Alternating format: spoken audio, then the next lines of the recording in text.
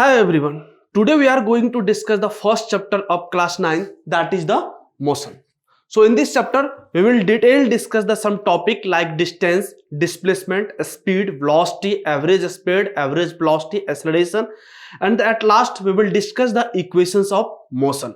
And at last we will also discuss some basic concept of circular motion. So let us start this chapter with the first topic, motion. So how to define motion? You can see over here the motion. Suppose you are sitting on the earth, okay, or someone is asking, tell me whether you are at the rest condition or motion condition, okay. So you will ask with them, tell me the reference point. Suppose if your reference point is sun, so you know that earth is revolving around the sun, or with the earth you are also revolving around the sun. So you can say that with respect to sun you are in the motion condition, whereas with respect to earth you are in the rest condition, because you are not changing your position with respect to earth, you are changing your positions with respect to sun. Got it? In the similar way, if you are saying that if sun is the reference point, so sun is at rest condition with respect to sun, whereas sun is moving with respect to me. So who will decide the particle or person or object, is it rest condition or motion condition? Who will decide? Observer. It depends upon the reference point, or you can say that it depends upon the observer. So you can say that rest or motion, these two physical quantities are relative quantity. It's not a absolute quantity. Okay. So you can say that if it change its positions of a body with respect to time, a body is changing its positions with respect to time, so you can definitely say that that particle or that object is performing its motion. Okay, you consider one example. Suppose we have, this is the y-axis, you know everyone, this is the y-axis and this is the x-axis. Is it clear to everyone? Now initially the positions of particle is origin. You can say this is the O. This is the positions of a particle. You can say that this is the positions of a person. You can say that this is the person at origin. After time t, you can say that at time t1, the positions of particle is somewhere here. You can say this is the point A. You can say this is the point A. Now you can see over here. Now you can see here, if the particle is changed its positions with respect to time, then we can say that the particle is in motion condition. Initially particle is at origin, at after time t1 particle is at positions A, so you can say that the particle is changing here its positions with respect to time. That's why this particle is in motion condition. Got it? Hope it is clear to everyone. Now move to the next point related to the motions. Now we have motion can also be described with respect to distance as well as displacement. We have already discussed with you that if the OA, here in the previous slide we have already seen that OA is the distance covered by the particle. What is the distance, what is the displacement, we will discuss later in detail. Right now we can say that OA is the distance covered by the particle. So motion can also be described with the help of distance as well as displacement. Hope it is clear to everyone. So move to the next. We have the next is distance and displacement. Now we are going to discuss about the distance and displacement. Now how to define the distance and displacement? Now you can see over here. What is the distance? I have already discussed with you that it is the actual length of the path traveled by a body. What is the meaning of here actual length? We will discuss here, because suppose this is the y-axis and this is the x-axis. Okay. Now the particle is performing like this semicircular motion, like you can see over here. Take the particle is covering the from positions O to A, position O to A. Now you can see here, if the radius of this semicircle is, you can say, like 5 meter, you can say 5 meter. If the particle is going along this path, okay, so what is the perimeter of semicircle? You know that the perimeter of semicircle is pi r. Okay, so this is the perimeter, this is the actual length, this is the actual length covered by the particle. You can say that this is the actual length, okay. Now you can see here, from O to A is the displacement covered by the particle.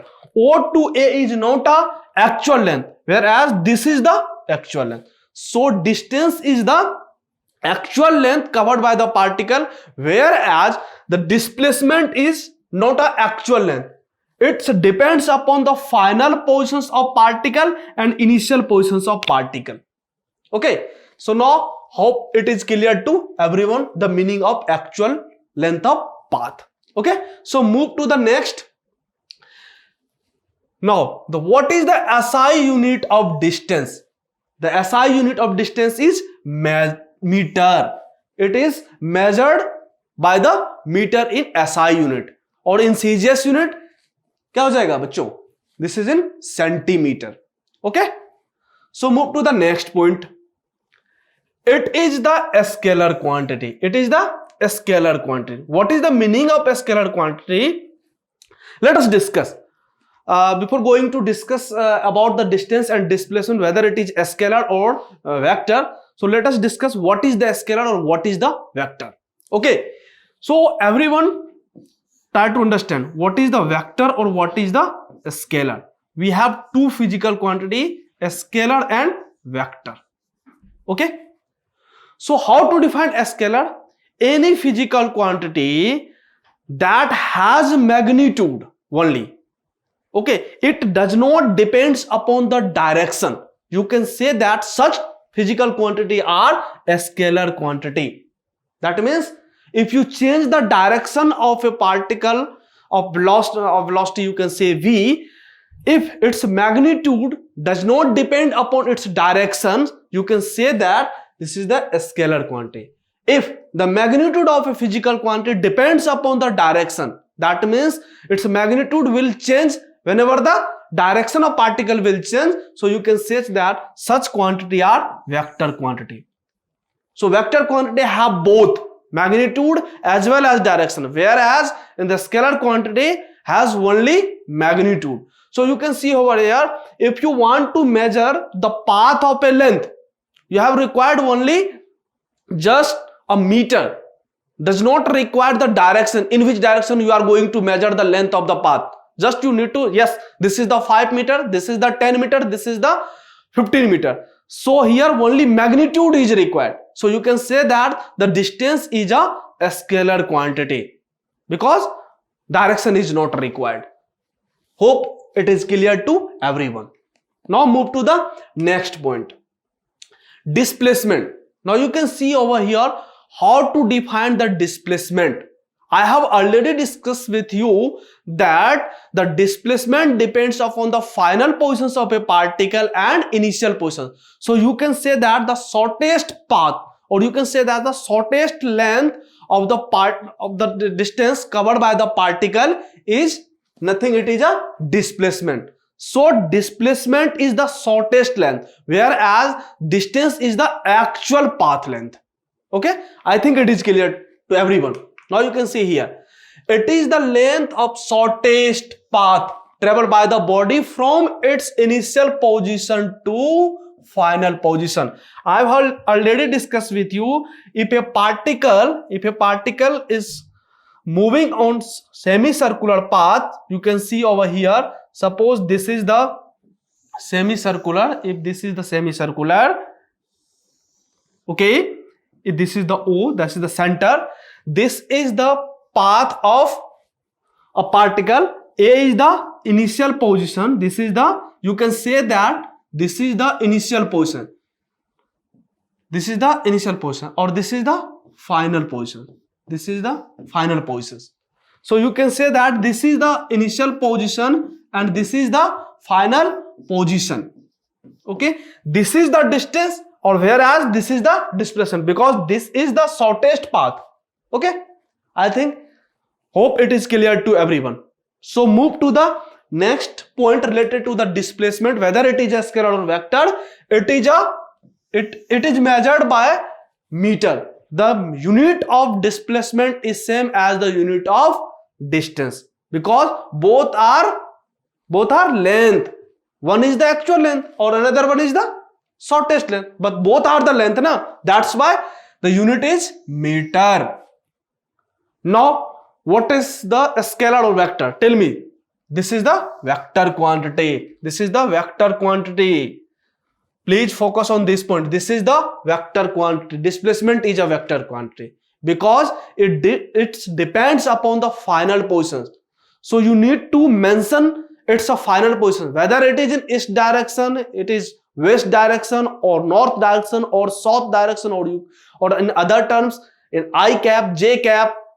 Okay, so you need to mention the final positions of a particle in this field, so you can say that the displacement is a vector quantity because it depends upon the direction also. Okay, so move to the next point. I have already discussed with this. The distance is the actual path of travel by the body. The displacement, it is the length of the shortest path. Just it is the difference you can say here simultaneously. It is the actual or it is the shortest path. Hope it is clear to everyone. Now you can see over here. We have a simple example. What is given here? There is a boy sitting on cycle. Okay. And this is the home and this is the tree. You can see over here. This boy is traveling from A to C. Let us say this is the Ramu. This is the Ramu Chacha. This is the Ramu Chacha. And this is the home of his GF. इसके girlfriend का ये home है. He is planning to move or to chill out somewhere. Okay. So first of all, this boy will pick up his girlfriend from her home and they will move to the position C. Is it clear to everyone? Now you can see over here, A to O is covered by this boy and B to C is covered by this boy also. If you are asking that, tell me the total distance covered by this boy. So you can say that the total distance. What is this? The total distance. How much? Total distance here. The total distance covered by the boy is how much? You can say that A to B. This is A to B. You can say that this is A to B plus B to C. This is the total distance covered by this boy. If you are asking that, tell me the displacement covered by this boy. Tell me the displacement. So you can see over here, A to C is the shortest path. So you can say that this is the displacement. So if you want to write the displacement of this boy, so how to write displacement? Sorry, this is the displacement. So displacement is here. How much? Displacement is A to C. So you can write here the displacement is A to C. That is equal to how much? 5 meter. That is equal to 5 meter. Or the distance, this is the 4 meter and this is the 3 meter. So this is the total how much? 7 meter. I think, hope it is clear to everyone. What is the difference of distance and displacement? Okay. Now move to the next point. So based on distance and displacement, we have a very simple questions based on the definition. Now you can see over here. What is given in the questions? A car travels from stop A to stop B with some speed that is the 30 km per hour and it returns back to A with some speed that is 50 km per hour. Just you need to find the displacement of the car. What is asking? Tell me the total displacement covered by the car? Tell me the answer overly. If you know the definition of displacement, you can say the answer directly.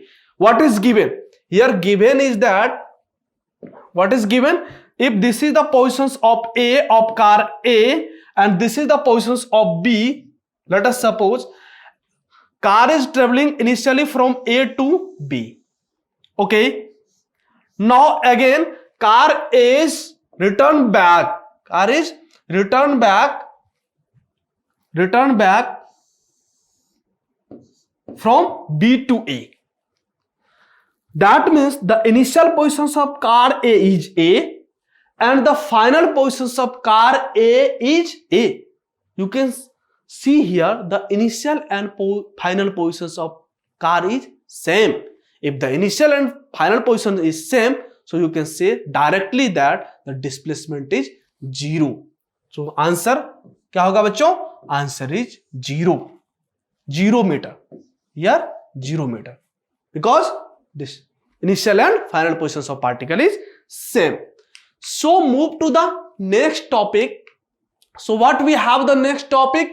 We have the next topic uniform motion and non-uniform motion. Till now you have aware of motion. Now you need to tell me whether the motion is uniform or non-uniform. How to say this motion is uniform and this motion is non-uniform? Now you can see over here. So we have the first is uniform motion. What is? We are going to discuss the first, that is the uniform motion. How to define uniform motion? Now you can see here, if a body travel equal distance in equal time interval. Now you can focus here. The particle must cover the equal distance in equal time interval. Then you are able to say that the motion is uniform motion. Okay, what is the meaning of equal interval in equal time interval? Now you can see here, just for I am drawing a graph. You can see here, this is your y-axis and this is your x-axis. This is your x-axis. You can see over here. Suppose this is 5 seconds. Okay, this is 10 seconds. This is 15 seconds. And this is 20 seconds. Okay. Now the positions of particle at 5 seconds is somewhere here, or you can say that this position is 5 meter. Okay. Now move to the next interval. Next interval at t equal to 10 seconds. You can say that the positions of particle is somewhere here. This is the 10 meter. Now you can draw the graph,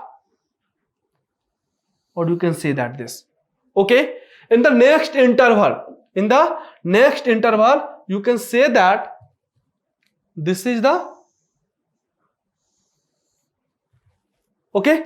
Now you can see over here a first interval. The duration between origin to this is 5 seconds, and in the positions this is the 5 meter.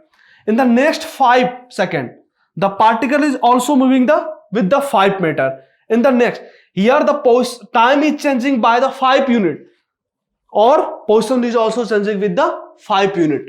So in equal time interval, that here interval is 5 unit. So in equal time interval, positions of particle is also changing with the equal time, equal interval. Okay. So you can say that in such a conditions, the particle is performing uniform motion. If it cover the equal distance in equal time interval, you can say that such type of motion is your uniform motion. Okay. Now got it? If you are drawing this, you will get the graph like this. Okay. So move to the next. So our next point is non-uniform motion. How to define non-uniform motion? Because you know about the uniform motion. Just you say that if unequal distance is covered by the unequal time interval, or you can say that if equal time interval distance is covered is unequal. So such type of motion is non-uniform motion. So that is written here. If a body travel unequal distances in equal time interval, you can say that This type of motion is non-uniform motion. If you want to draw the graph, it's a very simple graph. Just take any random. If this is, suppose if this is the y-axis, that is representing your position, that is representing position. Okay, this is your position, and this is the x-axis. This is the x-axis. This is the time axis, you can say, and this is in second. Okay, if this is in second, now you can see over here. If you want to write, if you want to draw the graph, how to draw? Suppose this is the t1. T1 is equal to 5 seconds. Okay, suppose this is t2. This is the t2, or this is the 10 second. Okay, and this is your t3, and this is also the 15 second. Okay, now if you want to draw the graph of position, now you can see here, if this is y1, this is y1, or this is y2, and this is y3. Now you can see over here, the duration in time axis is 5 unit. Every duration is 5 unit. The interval is 5. Whereas you can see over here on the positions graph, at t1 the positions is y1. Positions is y1. Okay. At t2 the positions is somewhere here. At t3 positions is here.